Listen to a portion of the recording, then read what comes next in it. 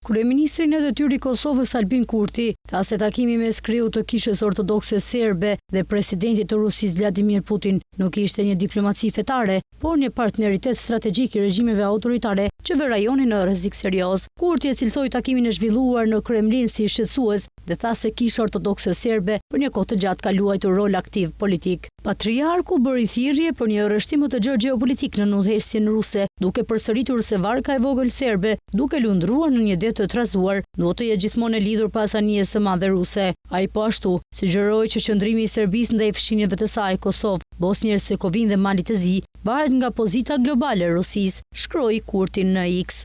Kurti tha se deklarata e bërë nga patriarku për rreshtimin gjeopolitik u bën para se presidenti serb Aleksandar Vučić të vizitojë Moskën. Vučić ka konfirmuar se ai do të marrë pjesë në shënimin e ditës së fitores më 9 maj në Moskë, vizitë që është kritikuar nga Bashkimi Evropian. Gjatë takimit në Kremlin, Porfirie kishte cituar fjalët e patriarkut të mëhershëm serb Irinej, i cili kishte thënë se varka e vogël serbe, duke lundruar në një det të trazuar, duhet të jetë gjithmonë i lidhur pas anijes së madhe ruse. Qëndrimi ynë për Kosovën në Republikën Srpska, identitetin e Bosnjë Hercegovinës dhe Malin e Zi e konsideroi dhe e ndjej se varet edhe nga qëndrimi i Federatës Ruse në nivel global. Dëshira ime dhe shumicës së kishës son është që në të ardhmen nëse ndodh një rigrupim i ri gjeopolitik të jemi pranë atij rreshti rus në botën ruse. Lidhur me deklaratën e patriarkut serb një ditë më parë kishte reaguar edhe ministre në detyrë punëve të jashtme për diasporën e Kosovës, Donika Grvalla, e cila tha se ato cënojnë suverenitetin e Kosovës dhe nxisin përçarje në gjithë rajonin. Edhe nga Malizi ka reaguar për komentet e bëra nga kreu i kishës ortodokse serbe